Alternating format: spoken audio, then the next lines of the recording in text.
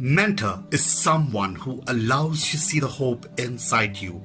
On that note, I'm blessed to have my late beloved single mother, A.B. Mary Papang, as my guide, who always help and support me in discovering my real self and make me see deep inside me the spark of hope that transformed my life from being nobody to someone successful. She had also left behind her footprints of distinction for me to walk through the legacy to be continued for my self-betterment. As the saying goes, charity begins at home. Her mentorship is considered to be my strong life foundation, the best and the first education that I received in life that taught me to be resilient, focused, and determined. Her successful life story over many problems had indeed created the maximum positive impact in my life that helps me to become more complacent and be the winner through hardship, failures, and dedication. As mother and mentor, she is one best example of many single hard-working single mothers who always toil and sweat, who lived a productive life from dawn to dusk, ensuring that not even a single drop of sweat should go